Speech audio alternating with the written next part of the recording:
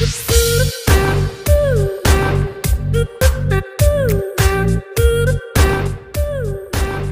everybody, how are you? I hope all are fine and healthy.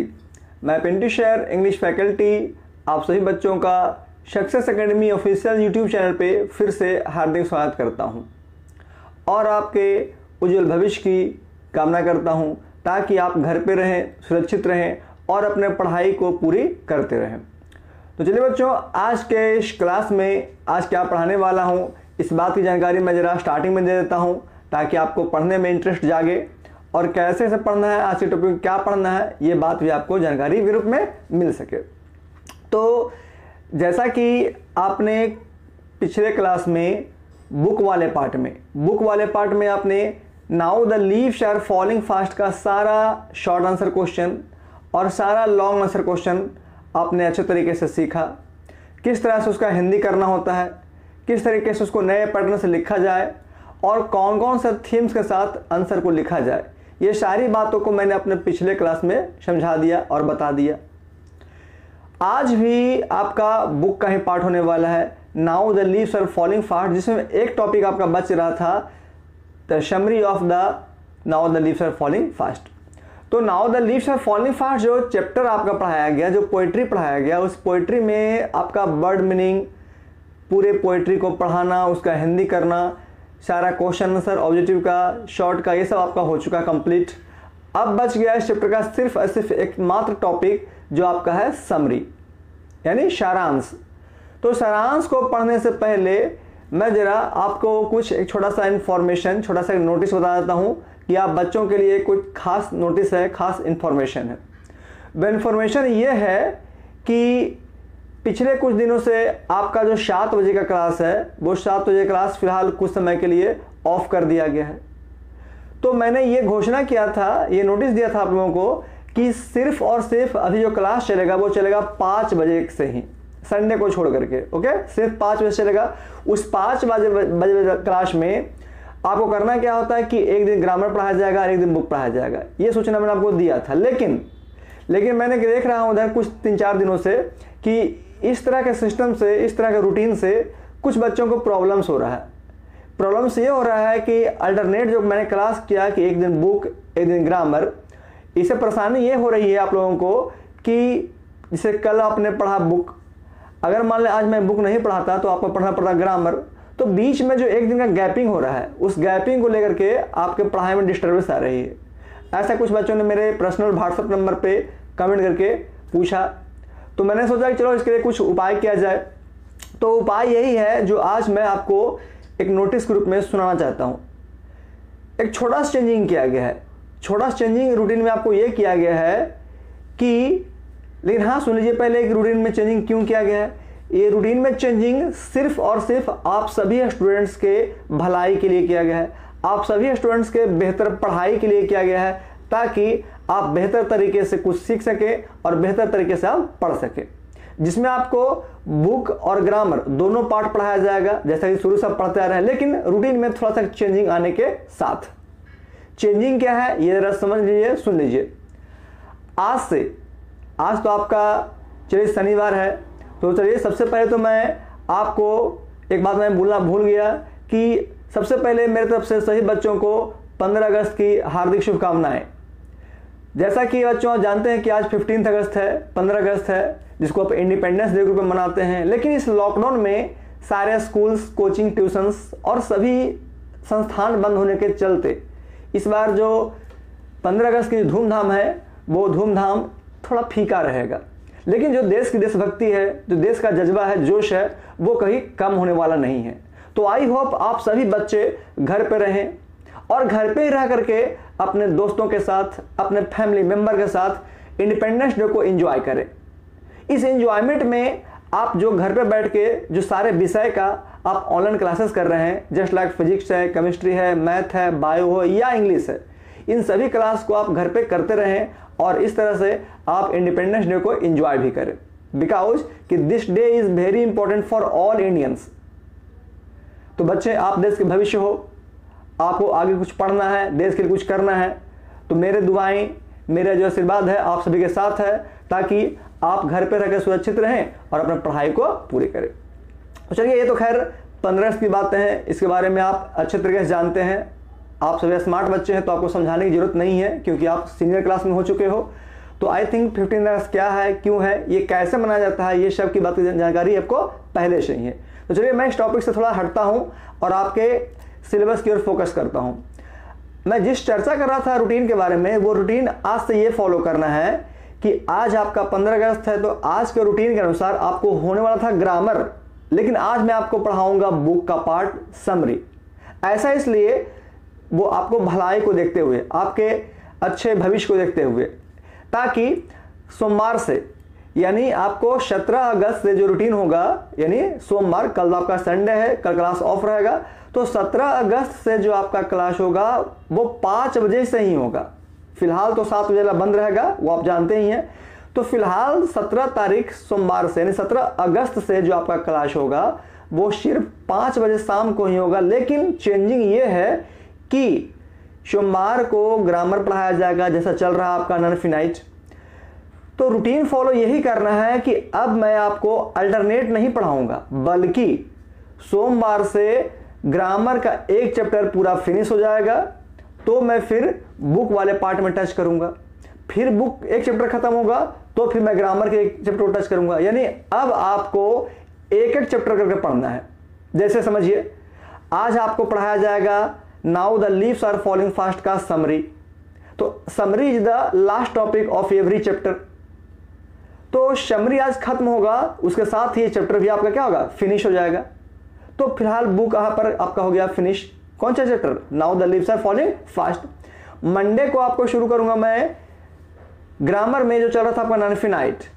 तो Monday से regular आपको grammar ही चलेगा non finite chapter का, जब तक कि नॉन फिनाइट चैप्टर को सारे टॉपिक्स को आपको डिटेल्स में पढ़ा ना दूं और पूरे चैप्टर को फिनिश ना कर दूं। जब आपका नॉन फिनाइट चैप्टर फिनिश हो जाएगा, तब आपका स्टोरी शुरू किया जाएगा। तो स्टोरी पूरा रेगुलर चलेगा जब तक कि स्टोरी खत्म ना हो जाए। उसके बाद फिर से ग्रामर का एक नया चैप्टर आएगा। जब वो फिर से पूरा खत्म होगा तो फिर एक नया चैप्टर आपको पोइट्री पढ़ाया जाएगा। यानी कहने का मतलब कि अब आपको चैप्टर वाइज चलेगा प्रतिदिन। ऐसा मैंने इसलिए किया, जो कंटिन्यूटी होता है, जो रेगुलरिटी होता है, वो आपका बना रहे, ताकि एक चैप्टर पर फोकस ज्यादा कर सके। अल्टरनेट जो आपका चल रहा था, एक दिन ग्रामर एक दिन बुक, इससे क्या होता है कि आपका जो कंसंट्रेशन होता है वो थोड़ा ब्रेक हो जाता है, टूट जाता है। उस कंसंट्रेशन को कंट्रोल करने के लिए, उस कंसंट्रेशन को रेगुलर करने के लिए मैंने ऐसा थिंक किया। तो आपके रिकमेंडेशन के अनुसार मैंने आपका ऐसा थिंक किया, और मंडे से आपको यही रूल फॉलो करना है कि एक चैप्टर पूरा ग्रामर फिनिश होगा, उसके बाद ही अगले चैप्टर को टच किया जाएगा। तो आई थिंक आप सभी समझ गए होंगे कि मंडे से आपको कौन सा रूल फॉलो करना है। तो चलिए बच्चों, ये था आपके फ्यूचर को देखते हुए, आपके अच्छे पढ़ाई को देखते हुए एक छोटा सा चेंजिंग जो आपको रूटीन में चेंज किया गया। हाँ, बाकी जो आपका जब 7 बजे क्लास शुरू हो जाएगा, तो फिर जैसे पहले रूल फॉलो करते थे आप, वही रूल को फॉलो किया जाएगा। वो थोड़ा सा अभी समय लगेगा, आपको मैं इन्फॉर्मेशन दे दूंगा, लेकिन फिलहाल मंडे से नए रूटीन के साथ आपका क्लास को स्टार्ट किया जाएगा। चलिए, थोड़ा आपको जानकारी वो इन फ्यूचर आपको मंडे से फॉलो करना है। चलिए, फिलहाल आज के इस क्लास में, आज के इस वीडियो में आपको मैं क्या पढ़ाने वाला हूं, कैसे पढ़ाने वाला हूं, इस बात की जानकारी जरा यहां से ले लें। तो चलिए यहां चलते हैं पेज नंबर 2 की ओर और देखते हैं कि आज के इस टॉपिक में, आज के इस क्लास में कौन कौन सी बातों को पढ़ाना है। तो चलिए यहां शुरू करते हैं पेज नंबर 2। यहां पर देख रहे होंगे आप कि now the leaves are falling fast, जिसका क्या दिया गया जी, आपका दिया गया है लेक्चर नंबर 6। ठीक है, now the leaves are falling fast क्या है, लेक्चर नंबर 6। लेकिन बाय मिस्टेक यहां पर आप देख रहे होंगे कि यहां क्या लिखा हुआ है, शॉर्ट प्लस लॉन्ग क्वेश्चन। जो कल का पढ़ाया था टॉपिक, बाय मिस्टेक, मेरी मिस्टेक के कारण सेम टू सेम वही लिखा रह गया, शॉर्ट प्लस लॉन्ग क्वेश्चन। तो चलिए, गलती हर किसी से होती है, मेरे से भी हुई। मैं मानता हूं इस बात को कि यहाँ पर टाइपिंग करते समय थोड़ा सा गलती से जो स्लाइड था, पिछले पेज का स्लाइड, पिछले लेक्चर का स्लाइड, वो गलती से यहाँ पर छूट गया। हालांकि देखें, कल के लेक्चर में आपको लेक्चर यहाँ 5 लिखा होगा, लेकिन आज 6 लिखा होगा। तो चलिए, कोई बड़ी बात नहीं है, मैं आपको पेन से लिख करके यहाँ पर समझा दे रहा हूँ। सबसे पहले यहाँ जो आपका दिया गया है शॉर्ट प्लस लॉन्ग, ये जो आपको दिया गया है शॉर्ट प्लस लॉन्ग क्वेश्चन, आप इसे सबसे पहले यहाँ पर काट देंगे। This is my typing mistake.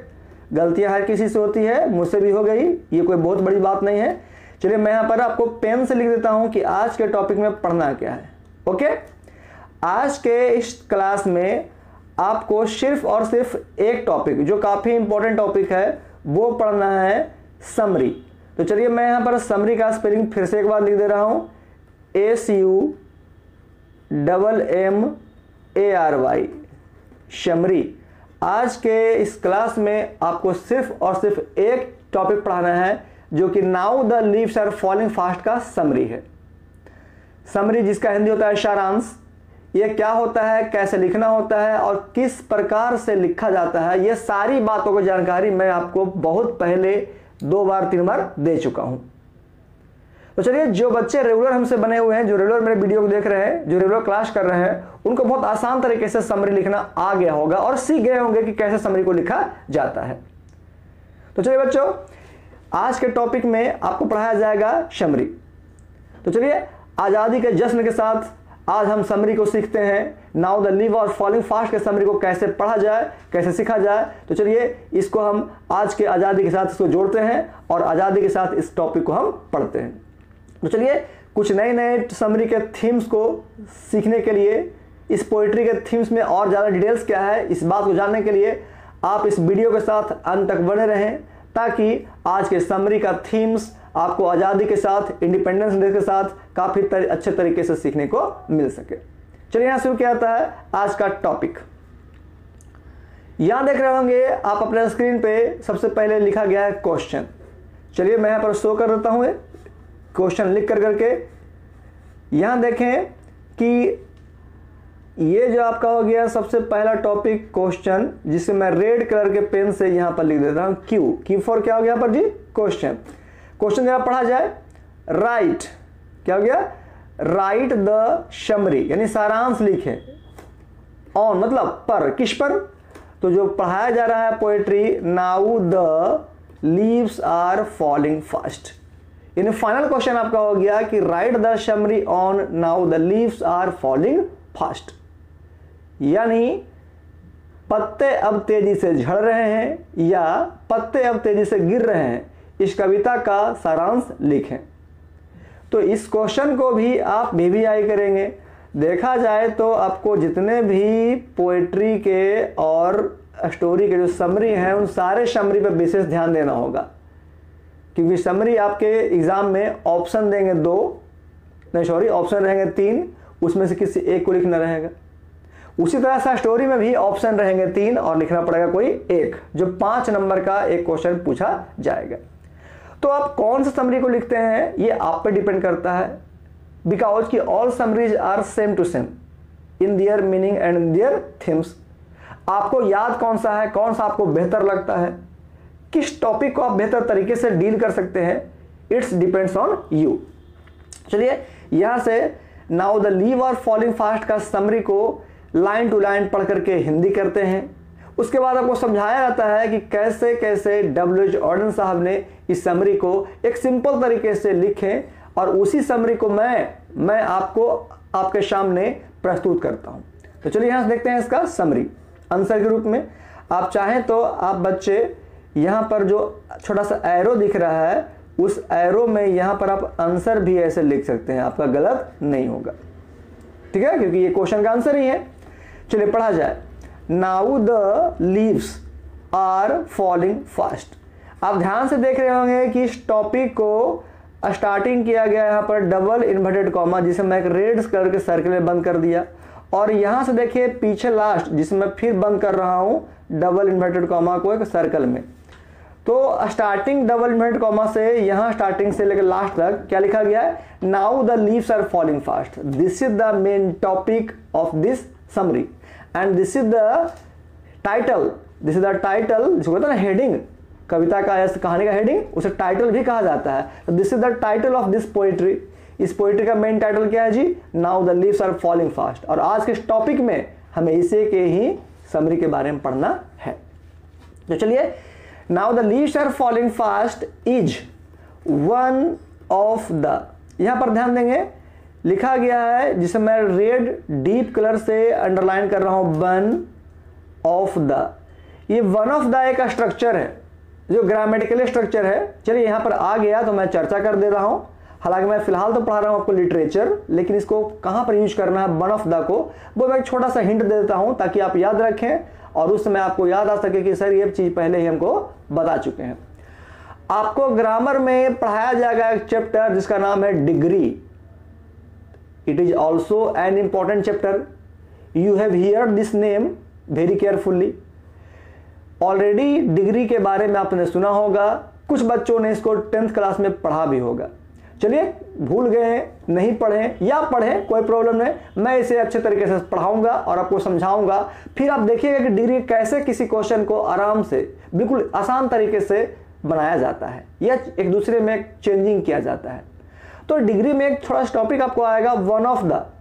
तो वन ऑफ द को याद रखें कि this is the part of degree. Okay, बाकी इसकी जानकारी मैं आपको डिग्री में दूंगा। हाँ, आ जाइए कि one of the finest, fine plus EST बराबर फाइनेस्ट, जैसे करता है ना, tall plus EST tallest, long plus EST longest. तो जान लीजिए कि फाइनेस्ट आपका एक सुपरलेटिव डिग्री है। तो ये भी आपको डिग्री चैप्टर में ही पढ़ने के लिए मिलेगा। तो फिलहाल जान लीजिए, होता है गुड का बेस्ट, ब्यूटीफुल का मोस्ट ब्यूटीफुल, लॉन्ग का लॉन्गेस्ट, उसी तरह से दिया गया फाइन का फाइनेस्ट, मतलब सबसे बेहतर, सबसे अच्छा।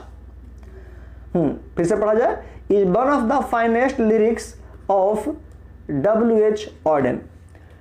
इस लाइन को जरा समझ लीजिए। पहले मैं आपको प्रत्येक लाइन टू लाइन पढ़ करके समझाऊंगा, उसके बाद एक पैराग्राफ का एक साथ हिंदी कंप्लीट करूंगा। ओके, दो तरीके से, पहले लाइन टू लाइन, उसके बाद पूरा एक पैराग्राफ पूरा।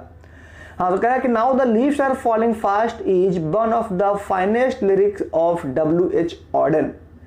कह रहा है कि पत्ते अब तेजी से झड़ रहे हैं, पत्ते अब तेजी से झड़ रहे हैं। यह W.H. ऑर्डन साहब का एक ऐसा लिरिक है जो सबसे बेहतर, सबसे अच्छा लिरिक माना जाता है। ये हो गया आपके पहले लाइन का हिंदी। आगे देखें, he was born in England in 1907। इस पॉइंट को मैंने आपके introduction of the poetry class में जब समरी पढ़ाया उस समय, और जब ऑब्जेक्टिव लिखाया उस समय, यानी 3 बार मैं इसको रिपीट कर चुका हूं और यही पॉइंट फिर से एक बार आ गया, चौथी बार। तो देखिए, तो अगर आप एक बार याद कर लेंगे तो आपको 4 जगह इसका फायदा मिल सकता है। समझ रहे हैं ना? तो क्या लिखा गया है कि he was born in England in 1907, means कि W.H. ऑर्डन साहब का जन्म 1907 ईस्वी को इंग्लैंड में हुआ। या कह सकते हैं कि कवि का जन्म इंग्लैंड में 1907 ईस्वी को हुआ। आप इंग्लैंड पहले बोले तो डेट पीछे कर सकते हैं, या डेट पहले बोले तो इंग्लैंड पीछे कर सकते हैं। आपका सेंस सेम रहेगा, गलत नहीं होगा। आगे देखें, हेयर मतलब यहां, फिर क्या दिया, हेयर के बाद कॉमा लगा दिया है, हेयर द पोएट इनैक्ट्स। एक मीनिंग होता है एक्ट, ACT, एक्ट मतलब क्रिया, क्रिया करना या काम करना, उसी से बनता है आपका एक्शन, होता है ना, एक्ट प्लस सन मतलब एक्शन। और यहाँ क्या देगा, इनैक्ट्स मतलब प्रतिक्रिया करना, प्रतिक्रिया जाहिर करना, यानी अपने मन की भाषाओं को, मन की बातों को कविता के रूप में प्रस्तुत करना, इज कॉल्ड इनैक्ट्स। द फ्रस्ट्रेशन, यहाँ देखिए फ्रस्ट्रेशन मतलब होता है उम्मीद खोना, आशा खोना, अपना आपा खोना। ओके, इनहेरेंट, यहाँ देखें फ्रस्ट्रेशन, उसके बाद दिया गया क्या, inherent in human life. Inherent मतलब यहां पर आप समझ लीजिए कि होता है दुख, तकलीफ, कष्ट, कूढ़न या क्लेश भी कह सकते हैं एक हिंदी के साइनों के रूप में, इन ह्यूमन लाइफ। कर यहां मतलब इस कविता के माध्यम से कवि ने मानव जाति के फ्रस्ट्रेशन और दुख दर्द को, उसके पीड़ा को, किसके पीड़ा को, तो ह्यूमन लाइफ, यानी मानव जीवन में आने वाले फ्रस्ट्रेशन और मानव जीवन में आने वाले पीड़ा ने कष्ट को यहां पर प्रस्तुत किया है, या उसके बारे में चर्चा करनी चाहिए है। आगे पढ़ा जाए, the aspirations that are not fulfilled and the sense of loneliness in which every individual lives and dies. यहां कह रहा है कि इस कविता में कवि ने वैसे व्यक्तियों की चर्चा किया है, वैसे व्यक्तियों की एस्पायरेशन क्या है, मतलब उससे उपेक्षाएं रखी है। उससे उपेक्षाएं ये रखी है कि आज के समाज में करा क्या कि सेंस ऑफ लोनलीनेस, मतलब अकेले रहने का जो प्रकृति क्रिया शुरू हो चुका है। आज के इस भाग दौड़ भरी जिंदगी में, आज के इस मॉडर्न लाइफ में जो मानव एक दूसरे से अलग रहना शुरू किए हैं, जो आइसोलेट होकर रह रहे हैं, वो क्या है कि धीरे धीरे एक पीड़ा को, एक फ्रस्ट्रेशन को गोद ले रहे हैं। और वही फ्रस्ट्रेशन आज क्या कर रहा है कि हर व्यक्ति को जिंदगी और मौत के साथ खिलवाड़ कर रही है। This is the first paragraph of this summary. In this first paragraph the poet wants to say that the human life is measurable today because all men are isolated from the nature and natural environment. People do not understand the thinking power of every person. They want to selfishness, and selfishness is the most fatal for the human life. ये हो गया English के अनुसार। हिंदी में समझा जरा। कविता का जो पहला पैराग्राफ दिया गया है, यानी समरी का जो पहला पैराग्राफ दिया गया है, उसमें यह कहा जा रहा है कि now the leaves are falling fast. W.H. साहब की सबसे उत्तम कृति की एक कविता है जिसमें यह बताया गया है कि कैसे किसी मानव का जीवन धीरे धीरे विनाश की ओर बढ़ रहा है। या इस पॉइंट को आप अपने तरीके से एक सिंपल लैंग्वेज में ऐसे भी लिख सकते हैं कि दिस पोएम इज, ना कि poet, okay, poem, this poem is composed bye W.H. Auden, who was born in 1907 in England. He was a very well known poet of naturalist. According to this poem, he wants to say that human life is miserable today because they want to live lonely from our society. They avoid the natural beauty and natural strength. Many people have to face frustration.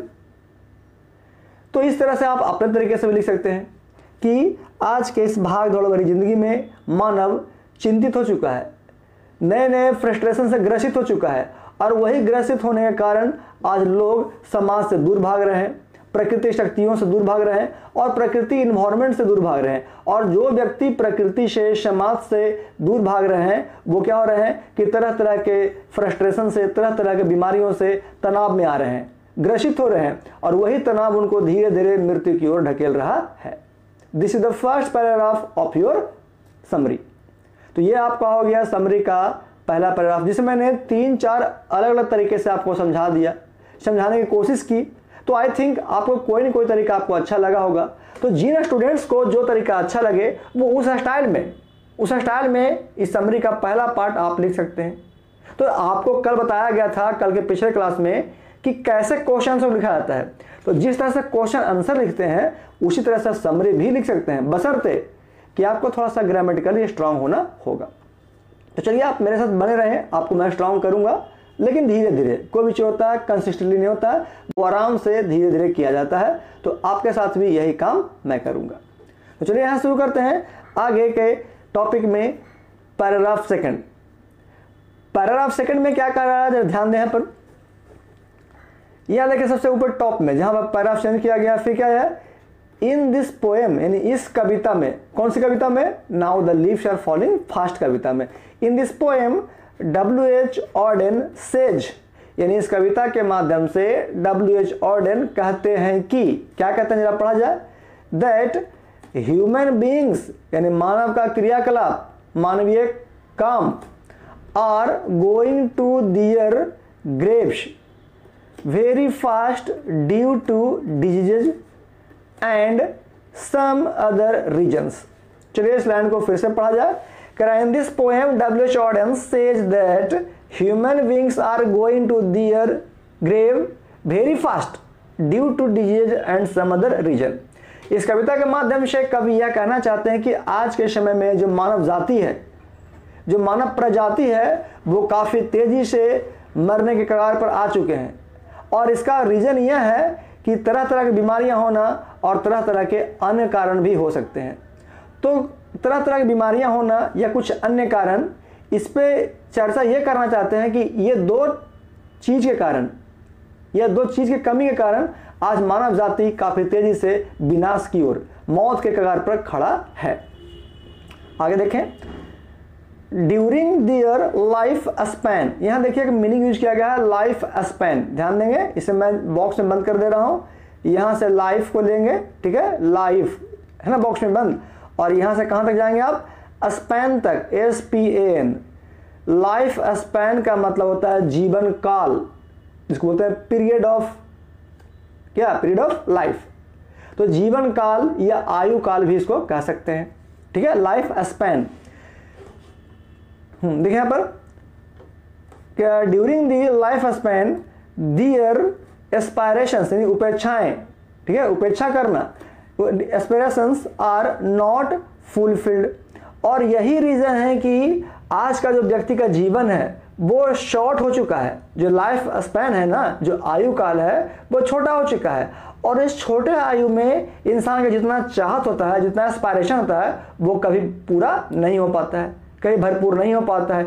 यही कारण क्या है कि मानव कम समय के आयु में काफ़ी तेज़ी से अपने फिजिकल हैप्पीनेस की ओर बढ़ते हैं, और इस फिजिकल हैप्पीनेस के चक्कर में वो नेचुरल इन्वायरमेंट को, हमारे सोशल को भूल जाते हैं, ठीक है। आगे देखें, अब कह रहा है एज ए रिजल्ट, इसका मतलब होता है, ये आपका क्या है जी, छोटा सा फ्रेज है, तो चाहें तो इस फ्रेज को आप याद रख सकते हैं किस रूप में, परिणाम स्वरूप, ठीक ना, परिणाम स्वरूप, एज ए रिजल्ट। कह रहा है परिणाम स्वरूप द फीलिंग्स ऑफ होपलेसनेस, यानी होपलेसनेस का मतलब होता है उम्मीद को खो देना, आशा खो देना, या फिर आशा खोने की प्रवृत्ति। Hopelessness has pervade all around. Pervade मतलब आपका होता है क्या, जानते हैं, प्रिवेड मतलब होता है गम, दुख, तकलीफ, होता है ना, सदमा पहुंचना। वही कह रहा है कि as a result the feelings of hopelessness has pervaded all around. और आज क्या है कि तरह तरह के दुख या अपनी इच्छा को नहीं पूरे करने के चक्कर में के कारण लोग आज धीरे धीरे समाज से दूर हो रहे हैं और अपने अकेलापन को शिकार हो रहे हैं, और वही शिकार व्यक्ति अपने जीने की उम्मीद को धीरे धीरे खोते जा रहे हैं। नहीं समझे, ऐसा समझिए। चलिए मान लिया जाए अभी जो हमारे समाज में चल रहा है फिलहाल प्रेजेंट, पिछले 4-5 महीना से कोरोना का प्रॉब्लम, तो कोरोना वायरस में जो व्यक्ति संक्रमित होते हैं, कुछ हल्का फल्का भी सिम्टम्स दिखता है, कुछ लक्षण दिखता है, तो उस बच्चे को, उस पेशेंट को क्या किया जाता है, आइसोलेट किया जाता है। आप सुनेंगे कि आइसोलेशन में डाल दिया गया है, होम क्वारंटीन में डाल दिया गया है। तो ये होम क्वारंटीन आइसोलेशन है क्या, समझते हैं इसके बारे में? चलिए मैं समझाता हूँ। होम क्वारंटीन और आइसोलेशन का मतलब होता है कि आपके सभी सदस्यों से, आपके सभी परिवार वालों से, सभी दोस्तों से अलग रखना, किसी कमरे में बंद रखना। अब चाहे वो हॉस्पिटल का कमरा हो या आपके घर का कमरा हो। अब जरा ध्यान दें कि लगातार 14 दिनों तक, 15 दिनों तक अगर किसी पेशेंट को, जो नॉर्मल पेशेंट है, कम लक्षण वाले पेशेंट भी हैं, अगर उसको किसी अलग रूम में अकेले छोड़ दिया जाए, तो जरा सोचिए कि 14 दिनों की जो समय है, उस 14 दिनों में उनके माइंड पर कितना प्रेशर पड़ता होगा। ना दोस्तों से मिलना, ना परिवार से मिलना, ना किसी से बातें करना, और ये टेंशन झेलना कि मुझे कोरोना होने वाला है, मुझे कोरोना हो चुका है, मैं ग्रसित हूं, मैं मर जाऊंगा। तरह तरह की बातों को वो माइंड में लाते हैं, और यही तरह तरह की सोच रखना क्या करता है कि इंसान को मृत्यु कगार पर ले जाता है। तो क्या कहा जाता है लास्ट में, डेथ के बाद, कि भाई आदमी क्या हुआ, कोरोना से मर गया। अरे भाई कोरोना से क्या मरा, वो मेनली मरा है टेंशन से। आइसोलेशन में क्या हुआ कि आपको अकेले रहना पड़ा। तो जो लोनलीनेस हुआ, अकेलापन, ये अकेलापन भी कभी न कभी व्यक्ति की जान लेता है। और यही बात यहाँ पर इस कविता के माध्यम से WHO ऑर्डन समझाना चाहते हैं। तो मैंने जो छोटा सा एग्जाम्पल लिया आपको कोविड-19 का, कोरोना वायरस का, आइसोलेशन का, वो इसलिए लिया ताकि आपको यहाँ पर जो टॉपिक है वो अच्छे से समझ में आ सके। क्योंकि स्टूडेंट को चाहिए कुछ नया, कुछ थ्योरी चाहिए, और थ्योरी से प्रैक्टिकल चाहिए। तो ये जो मैं पढ़ा रहा हूँ आपका थ्योरी था, तो शायद कुछ बच्चों को समझ में नहीं आ रहा होगा।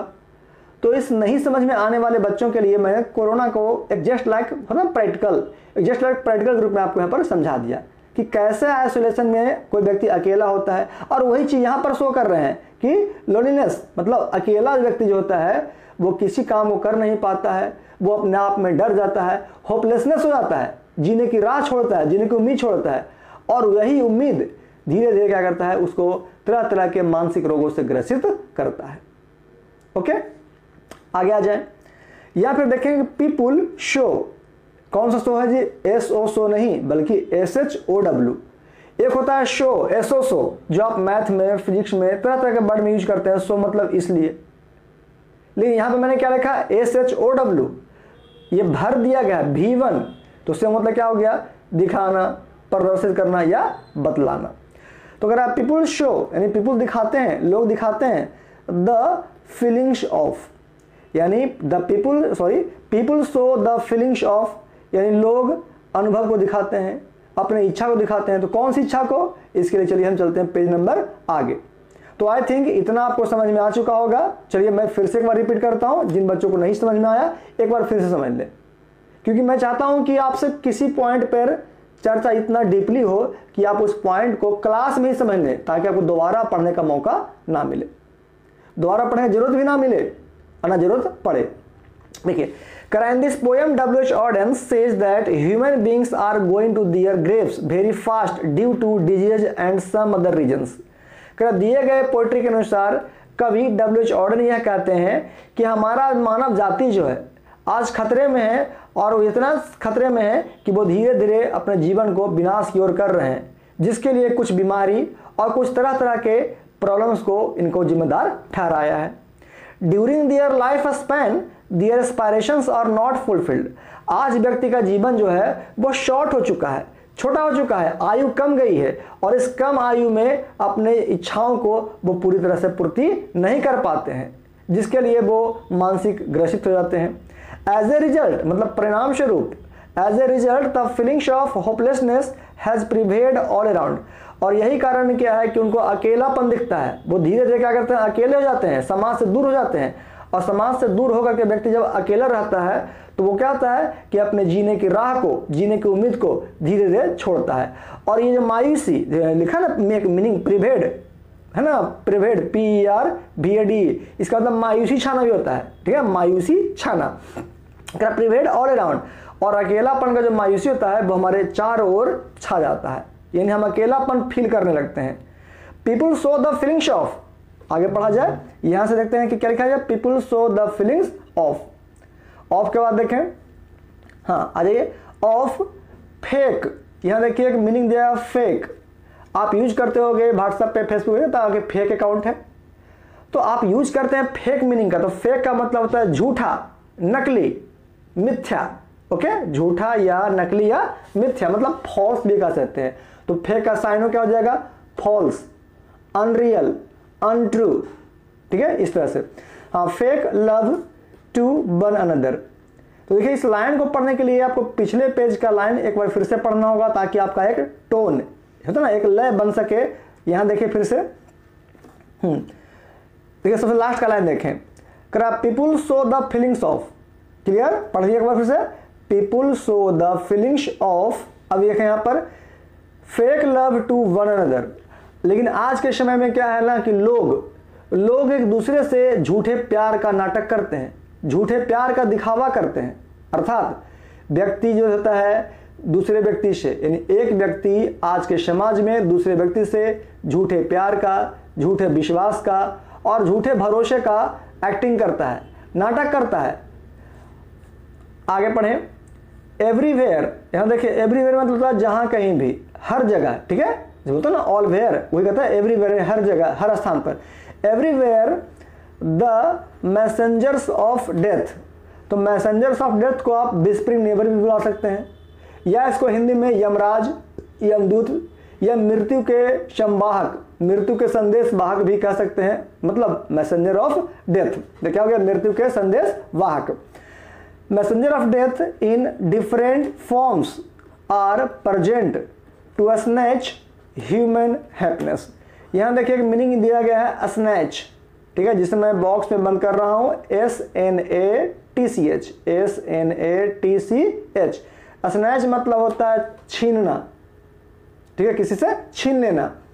तो ये कह रहा है कि आज हमारे चारों ओर, ठीक है ना, हमारे समाज में चारों ओर मौत के सौदागर, मौत के संदेशवाहक खड़े हैं, यमराज खड़े हैं, जो हम व्यक्तियों का जो हैप्पीनेस है, जो मानव जाति की खुशहाली है, जो मानव का खुशियां हैं, उस खुशियों को छीनने के लिए क्या है, चारों ओर यमदूत हमारे पास खड़े हैं। The people who are alive today, और जो लोग आज के समय में अकेले रह रहे हैं, तनाव में रह रहे हैं, विल डाई टुमारो। यहाँ देखिए टुमारो में थोड़ा सा गैपिंग आ गया है, यहाँ पर डैश दे देंगे टुमारो। तो क्या कह रहा है कि the people who are live today will die tomorrow, और जो व्यक्ति आज के समाज में अकेले रहना पसंद करते हैं, प्रकृति से दूर रह रहे हैं, हमारे समाज से हटकर कर रहे हैं, वही व्यक्ति कल मरने के कगार पर आ रहे हैं। This is the main point of this summary.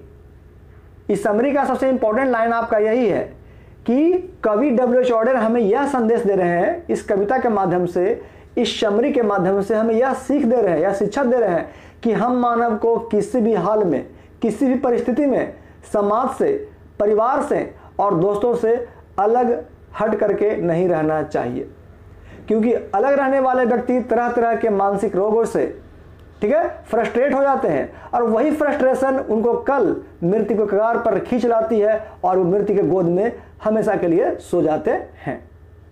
ठीक है, आगे देखें। People are scared of, scared मतलब होता है भयभीत होना, डर जाना, ठीक है, scared of tension and frustration. और यही वजह से क्या कह रहा है कि अकेला व्यक्ति डर के कारण वो फ्रस्ट्रेट हो जाते हैं और टेंशन में आ जाते हैं, मतलब तनाव होता है ना, स्ट्रेस में वो आ जाते हैं। आगे देखें, उसके बाद कह रहा है द शीन, यहां सीन मतलब क्या हो गया जी, दृश्य, नजारा, कहते हैं ना सीन, वही दृश्य या नजारा। द शीन ऑफ लोनलीनेस मतलब अकेलापन का दृश्य, अकेलापन का नजारा। Has interrupted the people, interrupted मतलब होता है विनाश की ओर ढकेलना, विनाश की ओर ले जाना। ओके, इंटरप्टेड मतलब विनाश की ओर ले जाना, जिसका मीनिंग होता है ENTRAPPED, इंटरप्टेड, जो कि आपका दिया गया V3 फॉर्म। ऐसे इसका V1 क्या होता है जी, इंटरप्ट, ENTRAPP, ठीक है, या सिंगल पी लिखेंगे यहाँ पर, आपको सिंगल पी लिखना पड़ेगा क्योंकि डबल पी से आपका होता है V3। तो इंटरप्ट मतलब क्या होता है कि मृत्यु की गोद में ढकेलना, मृत्यु को आकर्षित करना। तो कहा the sheen of loneliness has interrupted the people, और यही अकेलापन का जो दृश्य है, अकेलापन का जो नजारा है, आज मृत्यु की ओर लोगों को आकर्षित कर रहा है, मृत्यु की ओर क्या कर रहा है, लोगों को ढकेल रहा है। ठीक है, तो इसको समझिए फिर से एक बार।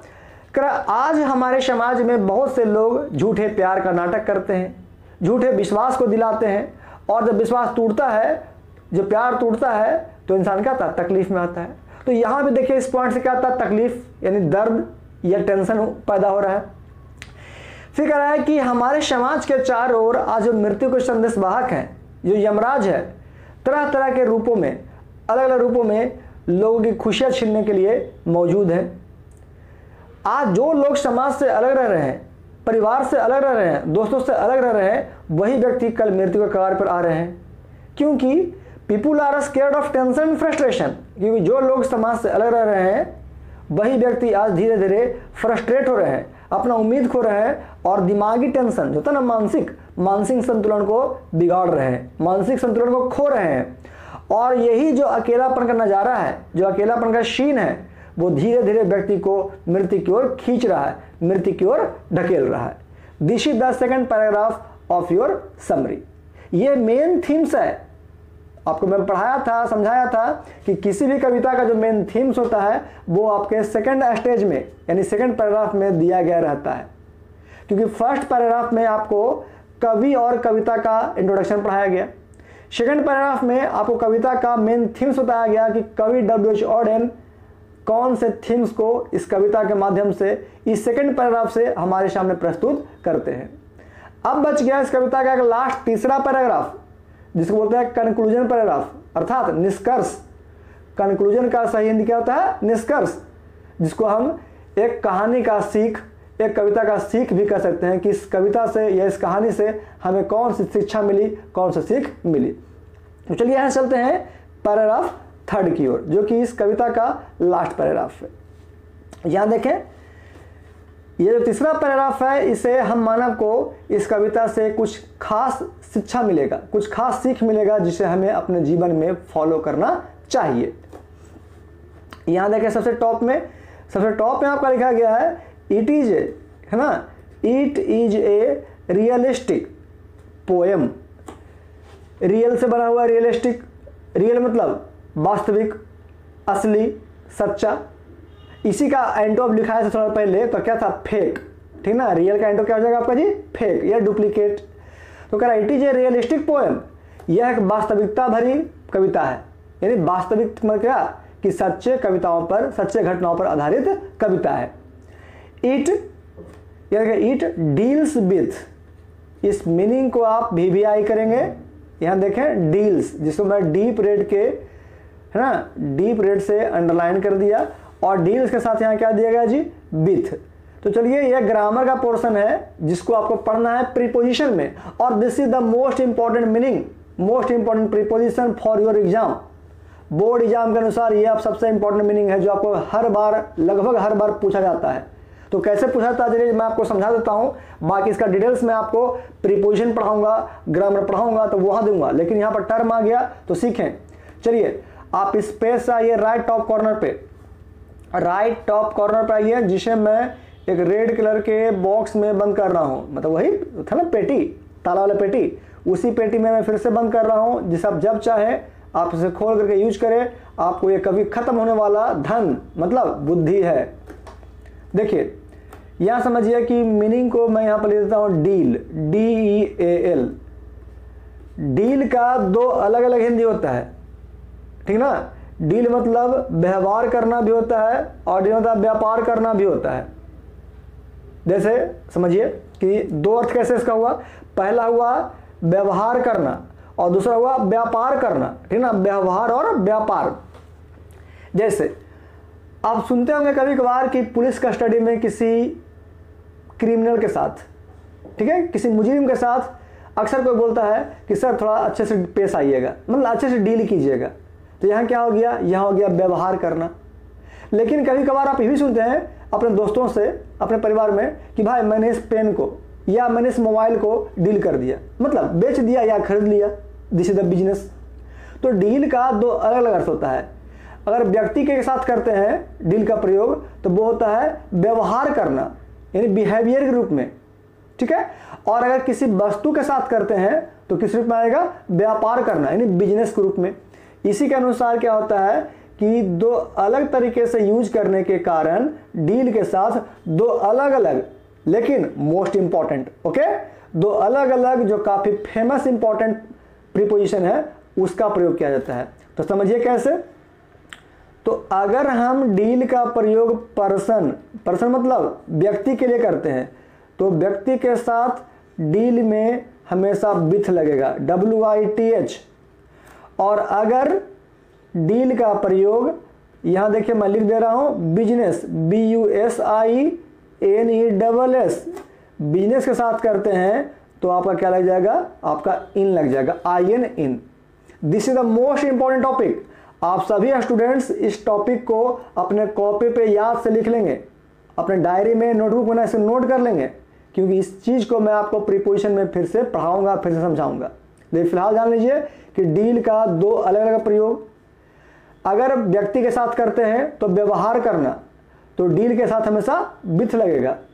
और अगर डील का प्रयोग बिजनेस, है ना, व्यापार के लिए करते हैं तो डील के साथ हमेशा IN इन लगेगा, ठीक है। तो इस बॉक्स को फिलहाल आप बंद रखें, जहां पर जरूरत होगा तो ताला खोल करके इसे आप अपने लिए यूज कर सकते हैं, ठीक है। This is the important box, छोटा सा बॉक्स है लेकिन काफी इंपॉर्टेंट है, जो आपको 2 नंबर एग्जाम में प्रीपोजिशन में फ्री ऑफ कॉस्ट दिला सकता है। तो चलिए यहां से देखते हैं। हाँ, कह रहा है क्या कि डील्स विथ, तो जाहिर सी बात है जब विथ यूज किया गया है तो किस लिए, मानव जाति के व्यवहार के लिए। इट डील्स विथ, हाँ आ गया ये, थोड़ा सा एक मिनट वेट कीजिएगा, जो पेन का कर्सर है उसे मैं यहां पर ले आता हूं। चलिए आ गया। It deals with the setbacks of the modern way of life. कह रहा है यह जो कविता है ना, हमारे मानव जाति के कल्याण के लिए बताई गई कविता है, जो सेटबैक मतलब पुराने थिंग्स को, जो पुराना समाज था, पुरानी संस्कृति थी, उसकी याद दिलाता है। और यह कहना चाहता है कि अभी इस मॉडर्न लाइफ में भी, इस आधुनिक जीवन में भी हम मानव को पुराने रीति रिवाज, पुराने धर्म, पुराने संस्कृति और हमारे प्रकृति से लगाव, हमारे प्रकृति से जो प्यार है उसे छोड़ना नहीं चाहिए। यानी यह कविता हमें पुराने समाज की, पुराने परंपराओं की और पुराने परंपरा के साथ प्राकृतिक शक्तियों का एहसास दिलाता है, हमें याद दिलाता है।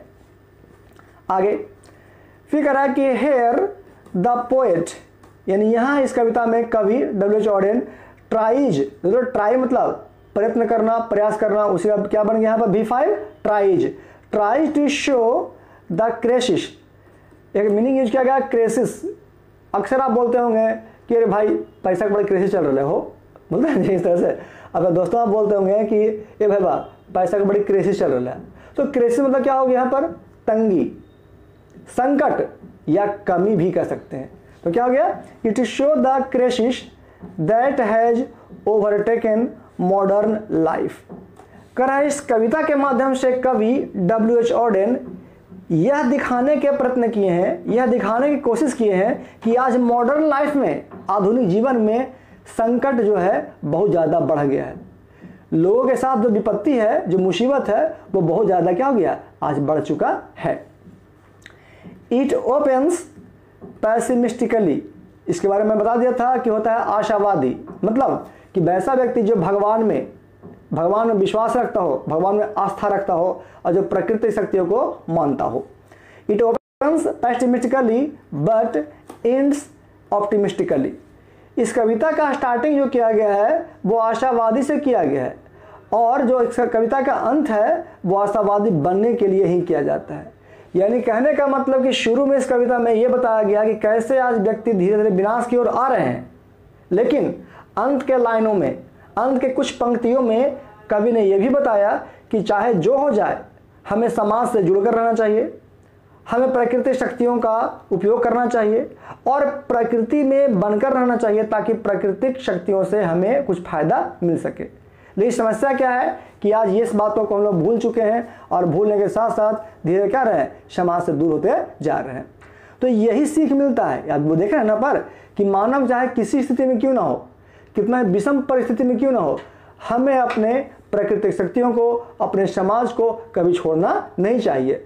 यही सीख हमें सबसे इंपॉर्टेंट यहाँ से मिलती है, क्योंकि जो व्यक्ति समाज से, प्राकृतिक शक्तियों से दूर भाग रहा है, वही व्यक्ति आज मृत्यु के कगार पर भी आ रहा है।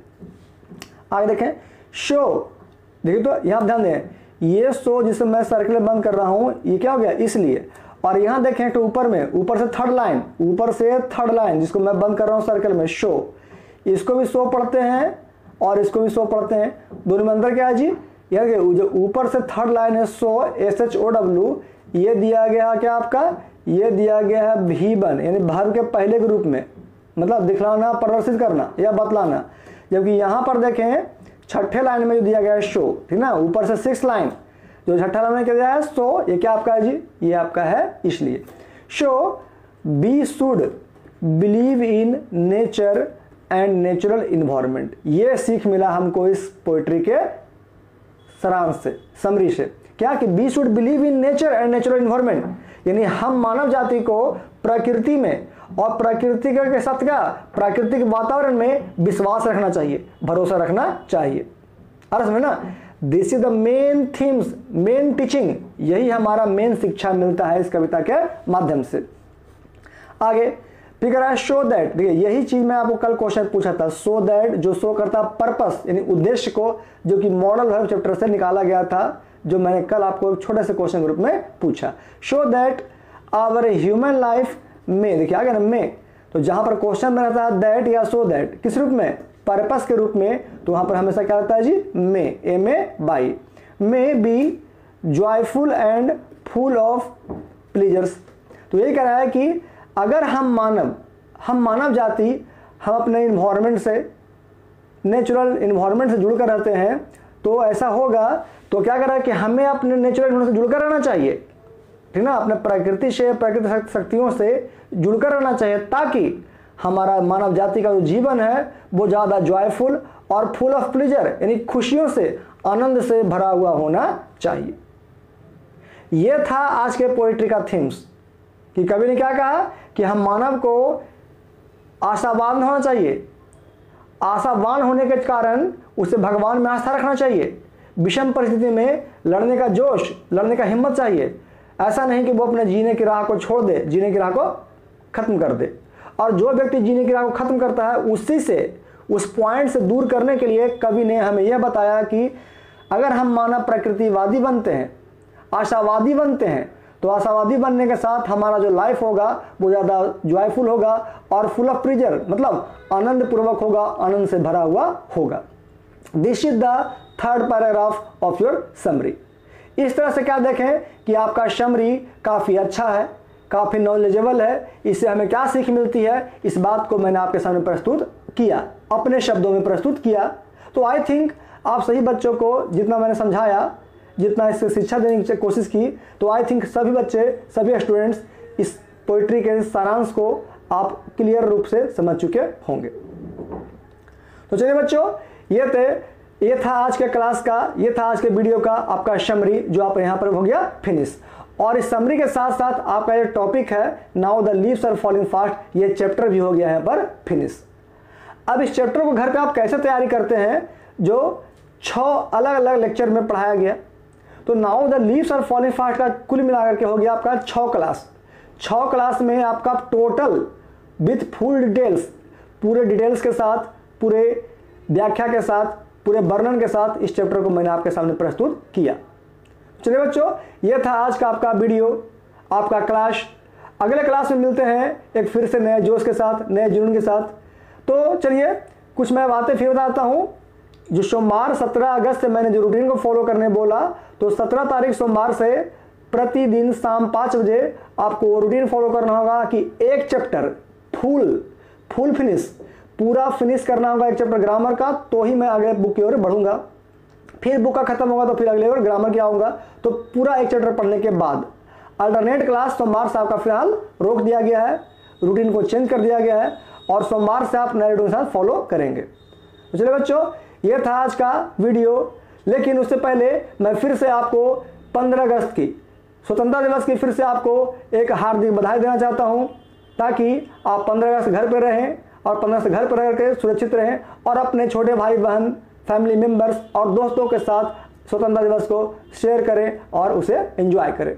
तो ये था आज का आपका क्लास समरी के साथ, यहाँ पर हो गया चैप्टर फिनिश। तो चलिए बच्चों, अगर आज का ये वीडियो आपको पसंद पड़ा होगा तो आज के इस क्लास को, आज के इस वीडियो को जरा लाइक कर दें और अपने सभी दोस्तों के बीच में शेयर कर दें। जब तक के लिए आज 15 अगस्त है, तो जय हिंद, जय Bharat, that's all and thank you.